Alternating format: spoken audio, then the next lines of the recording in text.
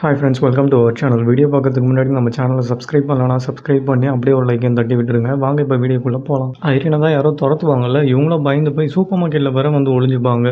பின்னாடியே அந்த துரத்துறவனும் வரா மாதிரியே வேற இருக்கும். உடனே இவங்களும் வேற பானுக்கு கால் பண்ணுறாங்க. பான், நீங்கள் எங்கே இருக்கீங்க? நான் ஒரு சூப்பர் மார்க்கெட்டில் ஒளிஞ்சிருக்கேன். யாரோ என்னை துரத்துற மாதிரி இருக்குது அப்படின்ட்டு வேற டென்ஷனாக பேசிக்கிட்டு இருப்பாங்க. அது வேறு யாரும் இல்லை, நான் தான். பின்னாடி திரும்புங்க அப்படின்னு சொன்னோடனே உங்களுக்கு பயங்கர ஷாக் ஆகிடும். நீங்கள் எதுக்குங்க என்ன துரத்துறீங்க அப்படின்ட்டு வேற கேட்பாங்க. பரவாயில்லையே, நான் சொல்லி கொடுத்த மாதிரியே பண்ணியிருக்கீங்க. ஓடி வந்து எனக்கு கால் பண்ணியிருக்கீங்க, நல்ல விஷயம். அதேமாரி நான் உங்களுக்கு வேறு என்னென்னலாம் சொல்லிக் கொடுத்தேன் ஞாபகம் இருக்குல்ல அப்படின்ட்டு வேறு கேட்பாரு. ரொம்ப நல்லாவே ஞாபகம் இருக்குது. எந்த பிரச்சனையிலும் நான் சிக்கக்கூடாது, என் குழந்தைங்கள பற்றி நான் யோசிக்கணும். அதேமாரி ஏதாவது பிரச்சனைனா இமீடியட்டாக எனக்கு தெரிஞ்சவங்களுக்கோ இல்லை போலீஸ்க்கோ கால் பண்ணணும். இவ்வளோ தானே அப்படின்ட்டு வேற சொல்லுவாங்க. பரவாயில்லையே, எல்லாமே ரொம்ப நல்லாவே ஞாபகம் வச்சுருக்கீங்க. நீங்கள் நல்லா பண்ணதுனால உங்களுக்கு என்னோடய ட்ரீட். இந்த கடையில் உங்களுக்கு என்ன வேணுமோ எடுத்துக்கோங்க, நான் பே பண்ணுறேன் அப்படின்ட்டு வேற சொல்லுவார். உடனே ரெண்டு பேரும் ஜாலியாக ஒரு கோல்ட் காஃபி வேறு குடிக்க ஆரம்பிச்சிருவாங்க. இந்த டைமுக்கு இந்த சூப்பர் மார்க்கெட்டில் நின்று கோல்ட் காஃபி குடிக்கிறது எவ்வளோ நல்லா இருக்குது. அதுவும் உங்கள் காசில் நீங்கள் வாங்கி கொடுத்து குடிக்கும் போது இன்னும் ஸ்வீட்டாக இருக்குது தெரியுமா அப்படின்ட்டு வேறு சொல்லிக்கிட்டு இருப்பாங்க. ஒரு காஃபி தானே, அதுக்கு எதுக்கு இவ்வளோ சந்தோஷப்படுறீங்க அப்படின்ட்டு வேறு கேட்பாரு. சரி, ஒரு முக்கியமான விஷயம், உங்கள் சேர்மேனு ஏதாவது காண்டாக்ட் பண்ணா நான் அதுக்கப்புறம் அப்படின்ட்டு வேறு கேட்பாரு. ஆமாம் இல்லை, என் சேர்மேனை பற்றி இப்போலாம் நான் யோசிக்கிறதே இல்லை, அவரும் என்கிட்ட பேசுகிறதே இல்லை, என்னன்னாருனே தெரியல அப்படின்ட்டு வேறு சொல்லுவாங்க. இந்த பக்கம் சேர்மேனை தான் காட்டுவாங்க. அவனும் யோவோ ராவியும் பார்த்து அந்த என்ஐஎஸ் ஏஜென்ட் கிட்ட வேறு கேட்டிருப்பான். அவங்கள வேறு ரிப்போர்ட் அமைச்சிருப்பாங்களாம். அதை பார்த்தோன்னே நினச்சேன் அப்படின்னு சொல்லிட்டு இவனை வேற அந்த பேக் ரூம்குள்ளே போய் ஏதோ பிளான் பண்ணிக்கிட்டு இருப்பான். இந்த பக்கம் டெக்கியும் சேர்மனை பற்றி எல்லா இன்ஃபர்மேஷனை வேற எடுத்துருப்பான். அவன் ஆல்ரெடி இறந்துட்டான்னு சொல்லிட்டு ரெக்கார்டில் இருக்குது. ஆனால் இப்போ ஒரு நியூ ஃபேஸ், நியூ ஐடென்டிட்டியோட வாழ்ந்துக்கிட்டு இருக்கான். அது ஏன் தான் புரியல அப்படின்ட்டு வேற சொல்லிக்கிட்டு இருப்பான். பானோ, எனக்கு தெரிஞ்சு இவன் மூலமாக தான் எல்லா வேலையும் நடக்குதுன்னு நினைக்கிறேன். இவனை பிடிச்சா எல்லா இன்ஃபர்மேஷனும் வந்துடும். ஒன்ஸ் இவன் வேலை முடிஞ்சால் இவன் அநேகமாக கொண்டுடுவாங்கன்னு தான் எனக்கு தோணுது. அதுக்கு முன்னாடி ஜெய் இன்டர்நேஷனலை பற்றி நான் இன்வெஸ்டிகேஷனை ஸ்டார்ட் பண்ணுறேன் அப்படின்ட்டு வேற சொல்லிக்கிட்டு இருப்பாரு. உடனே யோக்கு வேற பயங்கர டென்ஷன் ஆகிடும். ஆமாம், நீங்கள் எதுக்கு இதில் இன்வால்வ் ஆகுறீங்க? அதான் ஐரின் இருக்கால, அவள் பார்த்துப்பா அப்படின்ட்டு வேற சொல்லுவாங்க. அதை சொன்ன உடனே நம்ம ஹீரோக்கு வேற பயங்கரமாக கோவம் வந்துடும். என்ன பேசுகிற நீ? அவள் எப்படி பண்ண முடியும் இதை அப்படின்ட்டு வேற கேட்பாரு. நீங்கள் நினைக்கிறத விட அவள் ரொம்ப டேலண்டடாக இருக்கா, நீங்கள் அவளை குறைச்சி மதிப்பிடாதீங்க அப்படின்ட்டு வேற சொல்லிக்கிட்டு இருப்பா. அதை விட அந்த சீஃபை பற்றி எதாவது இன்ஃபர்மேஷன் கிடச்சிதா அப்படின்ட்டு வேற கேட்பாரு. அவங்களுக்கு நானும் ராவும் இங்கே இருக்கோன்னு சொல்லிட்டு தெரியும், இருந்தாலும் அவங்க அமைதியாக இருக்காங்க, அது ஏன் தான் எனக்கு புரியல அப்படின்ட்டு வேற சொல்லிக்கிட்டு இருப்பா. சரி, ஓகே, என் அப்பார்ட்மெண்ட்டை பற்றி ஏதாவது இன்ஃபர்மேஷன் கேதர் பண்ணியா அப்படின்ட்டு வேற டெக்கிக்கிட்டையும் கேட்பாரு. கேதர் பண்ண, ஆனால் பெருசாக எதுவும் கிடைக்கல. அந்த கார்டு வந்ததுலேருந்து இது வரைக்கும் உங்கள் அப்பார்ட்மெண்ட்டுக்கு 43 பேர் புதுசாக வந்திருக்காங்க, வேறு எதுவும் பெருசாக கிடைக்கல அப்படின்ட்டு வேற சொல்லியிருப்பான். சரி, ஓகே, ஏதாவது இன்ஃபர்மேஷன் கிடச்சா எனக்கு சொல்லு, எனக்கு ஒரு முக்கியமான வேலை இருக்குது, நான் கிளம்புறேன் அப்படின்ட்டு வேற அவரை ஏஞ்சி போயிரு. ஆமாம், எங்கே போகிறீங்க நீங்கள் அப்படின்ட்டு வேற நம்ம யோவும் கேட்பா. ஆனால் எதுவுமே சொல்லாமல் ஒரு பாட்டு கிளம்பி போயிட்டே இருப்பார். நேராக வந்து ஹவுஸ் ஹஸ்பண்ட் கூட வேறு மீட்டிங் போட ஆரம்பிச்சிருவார். அட்லீஸ்ட் இவங்ககிட்ட கேட்டானா எதாவது இன்ஃபர்மேஷன் கிடைக்குமா அப்படின்னு சொல்லிட்டு சொல்லுன்னு சொன்ன உடனே நம்ம ஹவுஸ் ஹஸ்பண்டும் பயங்கரமாக வேறு கதை சொல்ல ஆரம்பிச்சிருவான் இல்லை ஆன்ட்டிங்களும் பற்றி. உடனே நம்ம ஹீரோவும் சொல்லுன்னு ஒரு வார்த்தை தானே சொன்னேன், அதுக்குன்னு டோட்டல் இன்ஃபர்மேஷனையும் கொடுத்துட்டேன், பரவாயில்ல, உன்னை நினச்சா எனக்கு ரொம்ப பெருமையாக இருக்குது, நீ ரியலான ரோல் மாடல் அப்படின்னு சொல்லிட்டு பயங்கரமாக வேறு பில்டப் பண்ண ஆரம்பிச்சிருவார். அப்பன்னு பார்த்தா அந்த அசோசியேஷன் ஆண்டியும் அந்த வயிற்றுச்சல் பிடிச்ச ஆண்டியை வேறு வந்துருவாங்க. ஏன் இவ்வளோ நேரம் லேட்டு, இவர் நான் எவ்வளோ நேரம் வெயிட் பண்ண வைக்கிறது அப்படின்னு சொல்லிட்டு வேறு ஹவுஸ் ஹஸ்பண்டும் கத்த ஆரம்பிச்சிருவான். சரி, ஓகே, நீங்கள் கேட்ட மாதிரி உங்கள் 3 பேரோட ஃப்யூச்சரை நான் ப்ரெடிக்ட் பண்ணி கொண்டு வந்திருக்கேன், ஆனால் இதுதான் லாஸ்ட், இதுக்கப்புறம் நான் இப்படிலாம் பண்ண மாட்டேன் அப்படின்ட்டு வேறு ஹீரோவும் சொல்லிக்கிட்டு இருப்பார். இந்த பக்கம் யோவும் பான் இப்போலாம் வர வர ஹவுஸ் ஒய்ஃப்ஸோட ரொம்ப க்ளோஸாக இருக்கிற மாதிரி உனக்கு தோணலை அப்படின்ட்டு வேற கேட்டுட்டு இருப்பா. வயசாகுதுல அப்படி தான் இருப்பாங்க அப்படின்ட்டு வேற டெக்கியும் சொல்லுவான். ஆனால் பான் அப்படி ஒன்றும் கிடையாது, இப்போ என்ன சடனாக இப்படி மாறிட்டாரு அப்படின்ட்டு வேற இவன் ஆர்கியூ பண்ணிக்கிட்டு இருப்பா. உனக்கு பானை பற்றி என்ன தெரியும்? முன்னாடி கூட தான் ஒரு குழந்தைங்களே பிடிக்காதுன்னு சொன்னேன், ஆனால் இப்போ எவ்வளோ க்ளோஸாக இருக்காரு. கோவப்படாத, வயசாக எல்லாரும் மாறதான் மாறுவாங்க, இது ரொம்ப நேச்சுரல் தான். பானுக்கும் அந்த மாதிரி தான் இப்போ ஒரு சேஞ்ச் வந்திருக்கு. உனக்கு தெரியாதா? பெரியவங்கலாம் சொல்லுவாங்களே வயசாக எல்லாரும் மாறிக்கிட்டே இருப்பாங்கன்னு, ஆனால் என்ன இவ்வளோ சீக்கிரமாக மாறினா சீக்கிரமாக செத்துருவாங்கன்னு சொல்லுவாங்க அப்படின்ட்டு வேற சொல்லுவான். ஏன்டா உன் வாயில் நல்ல வார்த்தையே வராதா? ஆனால் ஒன்று, இவரை பார்க்கும்போது எனக்கு வேறு யாரோ பார்க்குற மாதிரி தான் இருக்குது அப்படின்ட்டு வேற இவன் ஃபீல் பண்ணிக்கிட்டு இருப்பா. இந்த பக்கம் பானோ, இந்த டேட்டில் உங்கள் பிரதர் இன் லாக்கு கல்யாணம் பண்ணுங்க, அவர் வாழ்க்கை நல்லாயிருக்கும் அப்படின்ட்டு வேற சொல்லிக்கிட்டு இருப்பாரு. சரி, தேங்க்யூ அப்படின்ட்டு வேற சொல்லுவாங்களாம். ஆனால் ஒன்று, புதுசாக வரவங்க உங்கள் குடும்பத்தில் இருக்க எல்லா காசையும் எடுத்துப்பாங்க, ஸோ கேர்ஃபுல்லாக இருங்க அப்படின்ட்டு வேற சொல்லுவார். இந்த இது அப்படின்ட்டு வேற ஷாக் ஆவாங்களாம். உடனே வயிற்றுச்சல் பிடிச்ச ஆண்டியும், உங்கள் ஹஸ்பண்ட் தான் நல்லா சம்பாதிக்கிறாருல, உங்கள் இன்லாஸ் கிட்ட தான் காசு இல்லையா, விட்டு தான் கொடுங்களேன் அப்படின்ட்டு வேற கத்திக்கிட்டு இருப்பா. இந்தாங்க உங்கள் கார்டு அப்படின்னு சொல்லிட்டு, உங்களுக்கு செகண்ட் குழந்தைக்கெல்லாம் வாய்ப்பே கிடையாது அப்படின்ட்டு வேற சொல்லிடுவார். அதேமாதிரி நீங்கள் உங்கள் ஹஸ்பண்ட் கூட தான் வாழ்கிறீங்களா அப்படின்ட்டு வேற கேட்பாரு. ஆமாம், நான் ஹஸ்பண்ட் கூட தான் வாழ்கிறேன் அப்படின்னு சொல்லிட்டு அசோசியேஷன் ஆண்டியும் டென்ஷன் ஆக ஆரம்பிச்சிடும். அடா ஆமாம் பாஸ், அவங்க பொண்ணும் அவங்க ஹஸ்பண்டும் ஒரே மாதிரி தான் இருப்பாங்க, ஸோ நீங்கள் சந்தேகம்லாம் படாதீங்க அப்படின்ட்டு வேற ஹவுஸ் ஹஸ்பண்டும் சொல்லிக்கிட்டு இருப்பான். ஆமாம் ஆமாம் அப்படின்னு சொல்லிட்டு வயிற்றுச்சல் பிடிச்ச ஆண்டியும் சமாளிக்க ஆரம்பிச்சிடும். ஆனால் நம்ம ஹீரோக்கு மட்டும் டவுட்டு தாங்கவே தாங்காது. உடனே நம்ம ஹவுஸ் ஹஸ்பண்ட் கிட்டேயும், அடுத்தது உனக்கு தான், உனக்கு குழந்தை பிறக்க வாய்ப்பு இருக்குது அப்படின்ட்டு வேற சொல்லிட்டு வருகிறது. எனக்கா அப்படின்ட்டு வேற பயங்கரமாக ஷாக் ஆகிடுவான். அசோசியேஷன் அசோசியேஷன் ஆண்டியும் எதுக்குடா ஷாக் ஆகுற, நல்ல விஷயம் தானே அப்படின்ட்டு வேற கேட்பாங்க. நல்ல விஷயம் தான், என் ஒய்ஃபு ப்ரெக்னெண்ட்டாக இருந்தால் வீட்டில் இருப்பா, நான் தானே வேலைக்கு போகணும், அது கஷ்டமாச்சு அப்படின்ட்டு வேற ஃபீல் பண்ணிக்கிட்டு இருப்போம். உடனே வயித்தெரிச்சல் பிடிச்ச ஆண்டியும் வேலைக்கு போகிறதுக்கு இப்படி அழுவுறா, அது என்ன அவ்வளோ கஷ்டமா அப்படின்ட்டு வேற கலாய்க்க ஆரம்பிச்சிருவா. ஆமாம் பின்ன அப்படின்ட்டு வேற ஃபீல் பண்ணிக்கிட்டு இருப்பான். பானு, நான் ரொம்ப நாள் கழிச்சு ப்ரெடிக்ட் பண்ணதுனால எனக்கு ரொம்ப டயர்டாக இருக்குது, நான் கிளம்புறேன், நீங்கள் கேட்ட மாதிரி அந்த ஆம்புலன்ஸை இதுக்குள்ளேயே வச்சிருக்கேன், ஸோ இதுக்கு மேலே எனக்கு டிஸ்டர்ப் பண்ணாதீங்க அப்படின்ட்டு வேற ஏஞ்சி போயிடுவார். வயித்தெரிச்சல் பிடிச்ச ஆண்டியா இவர் சொல்கிறதுலாம் உண்மை, என் பார்த்தா ஃப்ராடு மாதிரி இருக்காரு அப்படின்னு சொல்லிட்டு கண்ணா பின்னான்னு வேற திட்ட ஆரம்பிச்சிடும். மற்ற 2 பேரும் கூட சேர்ந்து வேற திட்டிக்கிட்டு இருப்பாங்களா. ஆனால் 3 பேருமே அவர் கொடுத்த அந்த கார்டை வேற சைலண்ட்டாக எடுத்து பேக்குள்ளே வச்சு கிளம்பிடுவாங்க.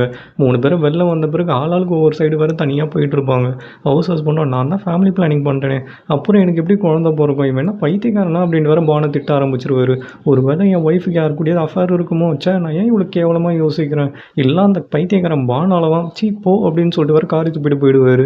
இந்த பக்கம் வயித்தறிச்சல் பிடிச்ச ஆண்டியும் என்னது இது இவர் இப்படி பேசுகிறாரு, கொஞ்ச நேரத்தில் எனக்கு உயிரே போயிடுச்சு அப்படின்ட்டு வேற சொல்லிக்கிட்டு இருப்பாங்க. ஆனால் ஒன்று இந்த கார்டை தலைக்கணிக்கிலேயே வச்சுக்கலாம் எதுக்கும் அப்படின்ட்டு வேற அவங்களும் கம்முன்னு போயிடுவாங்க. இந்த பக்கம் அசோசியேஷன் ஆண்டியும் சொத்து என் கையை விட்டு போதா, விடவே மாட்டேன், பேசாமல் என் மாமனாரை கரெக்ட் பண்ணுறதுக்கு அவரை போய் பார்த்துட்டு வந்துடுறேன் அப்படின்னு சொல்லிட்டு இமீடியட்டாக வேறு ரைஸ் கேக்லாம் வேறு ஆர்டர் பண்ணிக்கிட்டு இருப்பாங்க. இந்த பக்கம் ஹவுஸ் ஹஸ்பண்டும் ஹனி எனக்கு செம்ம டயர்டாக இருக்குது, நான் வீட்டுக்கு வந்துட்டேன் அப்படின்ட்டு வேற கத்திக்கிட்டு இருப்பான். அவன் வீட்டு வாசலில் தான் அந்த ஃபீமேல் கில்லரோட ஹை ஷூ வேறு இருக்கும். ஒரு வேளை இவன் ஒய்ஃபு தான் அந்த ஃபீமேல் கில்லராக இருக்குமோன்னு சொல்லிட்டு போக போக பார்க்கலாம். இந்த பக்கம் சேர்மனுக்கெல்லாம் ஹெட் ஒருத்தன் இருப்பான்ல, அவன் தானே எல்லாருக்கும் ஆர்டர் கொடுத்துக்கிட்டு இருப்பான், அவனை தான் காட்டுவாங்க.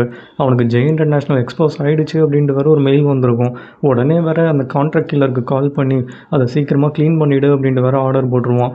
உடனே வேறு அந்த கான்ட்ராக்ட் கில்லரும் அந்த ஆஃபீஸுக்கு போயிட்டு எல்லா டேட்டாஸையும் வேறு டெலீட் பண்ணிக்கிட்டு இருப்பான். சேர்மேனையும் போட்டுரு அப்படின்னு வேறு சொல்லுவாங்களா, அதனால கன்னோட வேறு வெயிட் பண்ணிக்கிட்டு இருப்பான். சேர்மேனும் அது தெரியாமல் வேறு ஆஃபீஸ்க்கு வந்து வேறு பார்ப்பான். ஆஃபீஸே தலைக்கீழே இருக்கும், என்னாச்சு இங்கே ஏன் இப்படி ஆஃபீஸ் கிடக்குது அப்படின்னு சொல்லிட்டு பயங்கர டென்ஷன்லேயே வேறு நின்றுக்கிட்டு இருப்பான். அப்போ தான் அந்த கான்ட்ராக்ட் கில்லரும் வெளில வருவானா, இவன் கிளீனர் ஆச்சு, இவங்க என்ன பண்ணுறான், ஒரு வேளை நம்மளை கொல்ல சொல்லிட்டாங்களோ அப்படின்னு சொல்லிட்டு இவனும் வேறு பேசிக்கலாம் அப்படின்ட்டு வேறு கற்றுக்கிட்டு இருப்பான். ஆனால் அதெல்லாம் கேட்காம அவன் பாட்டு ஷூட் பண்ண ஆரம்பிச்சிருவான்.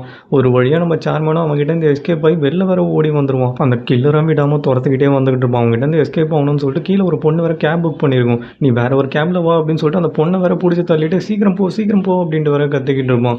அந்த கொலைகாரனும் அவன் சீனியருக்கு கால் பண்ணி அவன் என்கிட்ட இருந்து எஸ்கேப் ஆகிட்டான் அப்படின்ட்டு வேறு சொல்லுவான். அவனை விட நாங்கள் ட்ராக் பண்ணிக்கிறோம், நீ மேலே போயிட்டு எல்லா பேக்கையும் ரிட்ரைவ் பண்ணு அப்படின்ட்டு வேறு சொல்லிடுவாங்க. சரி ஓகே அப்படின்னு சொல்லிட்டு இவனை வேறு உள்ளே வந்து எல்லா பேக்கையும் வேறு செக் பண்ணிக்கிட்டு இருப்பான். இந்த மாதிரிலாம் முன்னாடியே நடக்கும்னு தெரிஞ்சு தான் சேர்மேன் டூப்ளிகேட் பேக்ஸ்லாம் வேறு எடுத்து ஃபில் பண்ணி வச்சிருப்பான். அதை பார்த்தோன்னே கொலைகாரனுக்கு வேறு செம்ம டென்ஷன் ஆகிடும். இந்த பக்கம் சேர்மேனும் கொலைகாரங்கிட்டேருந்து எஸ்கேப் ஆகி போய் ஒரு பேங்க்கில் வேறு உட்காந்துக்கிட்டு இருப்பான், இவன் காசெல்லாம் எடுக்கலாம்னு சொல்லிட்டு. ஆனால் அந்த பேங்க் மேனேஜரை வேறு அவங்க ஆளுங்களாக இருப்பாங்க. ஸோ அவனை வேறு ஃபோன் பண்ணி இன்ஃபார்ம் பண்ணிவிடுவான், ஒரு 10 மினிட்ஸ் வெயிட் பண்ணுறீங்களா, லாக்கரில் ஒரு சின்ன ப்ராப்ளம் அப்படின்ட்டு வேறு சமாளிச்சுக்கிட்டு இருப்பார். அப்படியா, அப்போனா நான் கொஞ்சம் நேரம் கழிச்சு வரேன் அப்படின்னு சொல்லிட்டு நம்ம சேர்மேனும் வேறு அங்கேருந்து கிளம்ப பார்ப்பான். சார் 10 மினிட்ஸ் இருந்தீங்கன்னா மெக்கானிக் வந்துடுவாங்க, கொஞ்சம் வேலை ஈஸியாக முடிஞ்சிடும் அப்படின்ட்டு வேறு சொல்லுவான். பரவாயில்லைங்க நான் இன்னொரு நாள் வரேன் அப்படின்னு சொல்லிட்டு நம்ம சேர்மனை வேறு வெளில வந்துடுவான். அப்போன்னு பார்த்தா அவனோட டிரைவர் பார்க்கும் வேறு கால் பண்ணிவிடுவான். சார் எங்கே இருக்கீங்க அப்படின்ட்டு வேறு நடுங்கிட்டே பேசிக்கிட்டு இருப்பான். இங்கே கொலைகாரனா அவனை கன் பாயிண்டில் உட்கார வச்சு வேறு கேள்வி கேட்க சொல்லியிருப்பான். அதை புரிஞ்சுக்கிட்டு சேர்மனை வேறு உஷாரா நான் எங்கே இருக்கேன்லாம் சொல்ல முடியாது அப்படின்னு சொல்லிட்டு அந்த ஃபோனை வச்சு தான் ட்ராக் பண்ணுறாங்கன்னு நினச்சி அந்த ஃபோனையும் வேறு அங்கேயே தூக்கி போட்டு போயிடுவான். இந்த பக்கம் யோவா தான் காட்டுவாங்க, அவளும் வேறு கடைக்கு வந்துடுவாளாம். ஆமாம் வந்ததுலேருந்து ஐரினை காணவே காணும், எங்கே அவள் அப்படின்ட்டு வேறு கேட்பா.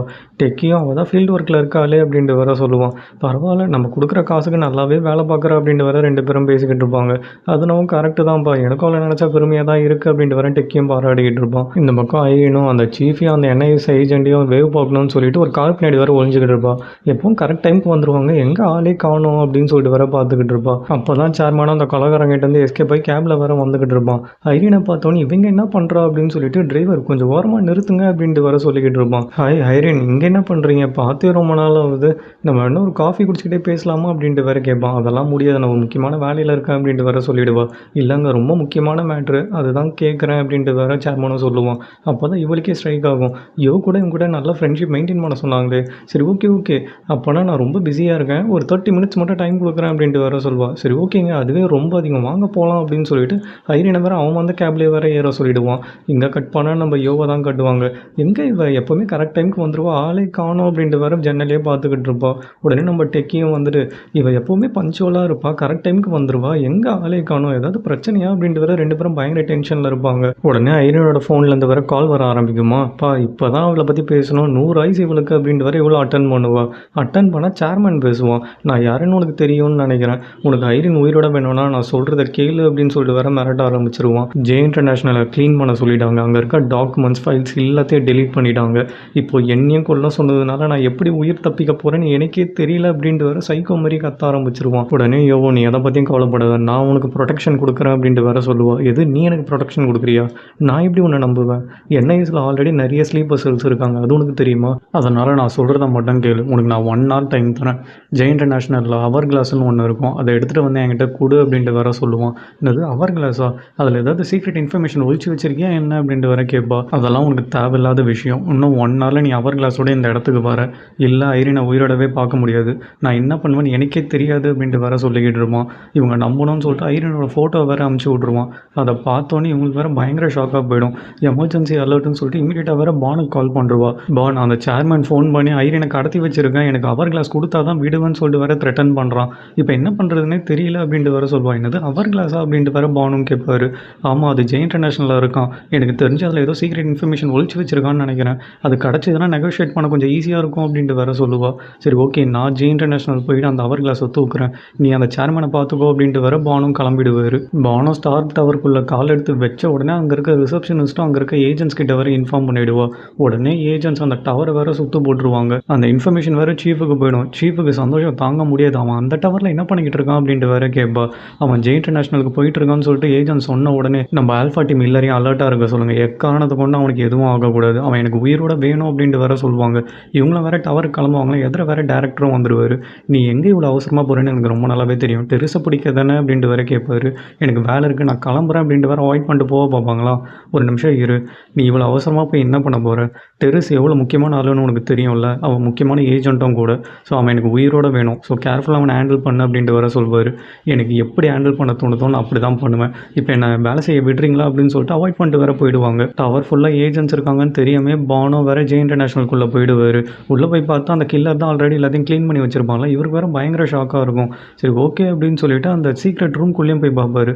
அங்கேயும் எல்லா பேக்கும் கீழே விழுந்து கிடக்கும். அந்த பேக் எடுத்து வேற செக் பண்ணி பார்ப்பாரு.